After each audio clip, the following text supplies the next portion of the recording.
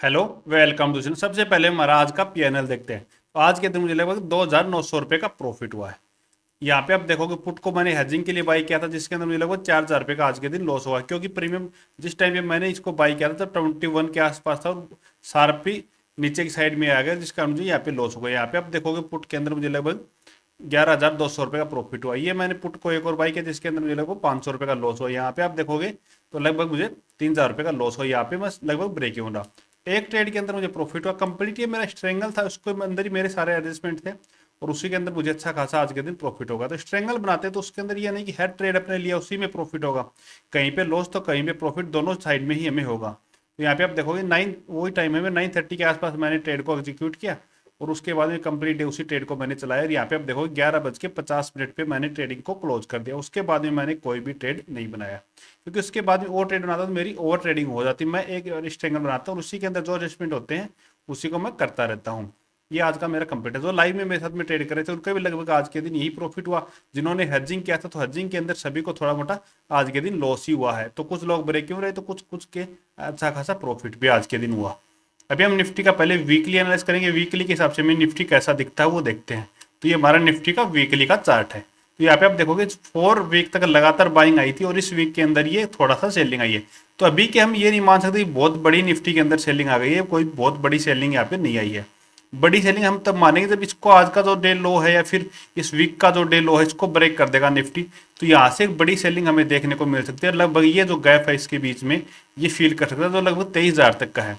तो next week के अंदर हमें चांसेस है कि निफ्टी 23,000 तक आ सकता है, क्योंकि एक तो न्यूज चल रहा है वार का। अगर वार का न्यूज इंपैक्ट करेगा तो ये लगभग 23,000 तक आ सकता है। तो हमें ट्रेडिंग का कैसे प्लान करना है, जैसे इसके लो को ब्रेक करता है तो हमें वहाँ पे एक बार पुट की पोजीशन को बाई कर सकते हैं, या फिर हम सेलर हैं तो सबसे बेस्ट हम इसका 50% कम सी की पोजीशन को हम सेल कर सकते हैं। और हमें 100 से 150 पॉइंट का हमें यहाँ पे ऐसा रखना चाहिए कि एसएल यहाँ पे हमें बड़ा रखना पड़ेगा, क्योंकि मार्केट वोलेटाइल हो सकता है। इस कारण से हमें थोड़ा एसएल बड़ा रहेगा। यहाँ पे पोजिशनल के हिसाब से बता रहा हूँ, हम स्प्रेड भी बना सकते हैं। स्प्रेड हम कैसे बनाने, तो वो कंप्लीट आपको वीडियो देखोगे यूट्यूब पे आपको मिल जाएगी। स्प्रेड हमें कैसे कैसे बना सकते हैं। हमें बाइंग करनी हो तो इस कैंडल का 50% निकलेगा तभी हमें बाइंग के लिए सोचना है। इससे पहले हमें सी की साइड में बाइंग के लिए बिल्कुल भी नहीं सोचना है। अभी चलो हम 5 मिनट चार्ट के ऊपर चलते हैं और देखते हैं कि मंडे के दिन हम कैसे काम कर सकते हैं, क्योंकि ये तो हमारा वीकली के हिसाब से एनालिस था। तो वीकली के हिसाब से एनालिस हमारा अलग होता है, डेली का एनालिस हमारा थोड़ा अलग रहता है। तो आज का एनालिस हमारा यही था कि अगर निफ्टी गैप डाउन ओपन होगा तो यहाँ से एक शार्पली बाइंग आ सकती है, लेकिन इतनी उम्मीद नहीं थी कि वो एक 5 मिनट की कैंडल के अंदर ही आ गई होगी। तो इतनी 5 मिनट की एक कैंडल के अंदर आ जाता तो हमें कोई अच्छा प्रॉफिट मिलने के चांसेस बहुत कम हो जाते हैं, क्योंकि यहाँ पे हम ट्रेड डायरेक्टली ये तो है नहीं कि 9:15 को हमारा मार्केट शुरू हुआ और हमने ट्रेड बना लिया। तो ये ट्रेड हमारी मेरे हिसाब से नहीं बनी आज के दिन। उसके बाद में ये ना जैसा कि वहां से फिर गैप फिल करने के बाद में मार्केट नीचे आ सकता है। तो जिन्होंने यहाँ पे अगर सी की पोजीशन को सेल किया होगा तो उन्हें अच्छा प्रॉफिट मिला होगा। मैंने स्ट्रेंगल बनाया, मेरा इसी एरिया में बनाया था। तो उसके बाद में शार्पली मूवमेंट आया तो मेरे कुछ एसएल भी यहाँ पे मैंने हिट किया, क्योंकि मैं लॉस बहुत छोटा लेना पसंद करता हूँ, बड़ा लॉस नहीं लेता मैं। छोटे छोटे आपने देखा होगा एडजस्टमेंट के अंदर भी लॉस मेरे बहुत छोटे छोटे थे और प्रॉफिट एक आया वही मेरा अच्छा खासा बड़ा था। अभी हम देखते हैं कि तो इस रेंज के अंदर रहेगा निफ्टी जब तक। तो हमें अगर फ्लैट ओपन होता तो हमें कोई ट्रेड नहीं करना। अगर हम सेलर हैं तो हम स्ट्रेंगल बना सकते हैं, क्योंकि अभी प्रीमियम बहुत अच्छे हैं। तो यहाँ पे हम स्ट्रेंगल बना सकते हैं, लेकिन कोई ट्रेड का बाइंग के हिसाब से नहीं देखना है। अगर इस रेंज को नीचे की साइड में ब्रेक करेगा तो हमें पुट की पोजीशन को बाई करना है 100% क्वांटिटी के साथ में। लेकिन इस रेंज को अगर अप साइड में ब्रेक करता है तो हमें 10 से 20% क्वांटिटी के साथ में ट्रेड करना है। इससे ज़्यादा का हमें बिल्कुल भी ट्रेड नहीं करना, क्योंकि मार्केट का ऑल ओवर ट्रेंड हम देखेंगे तो अभी नेगेटिव के साइड में चल रहा है।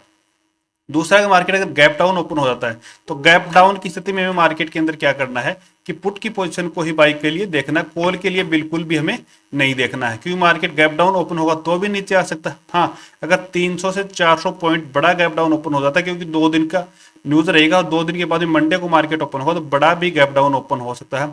तो उस सिचुएशन में हमें फर्स्ट हाफ में छोड़ना है, या फिर लगभग 10 बजे तक तो मार्केट को अवॉइड ही करना है। उसके बाद में ट्रेड का प्लान करना है, इससे पहले हमें प्लान बिल्कुल भी नहीं करना है।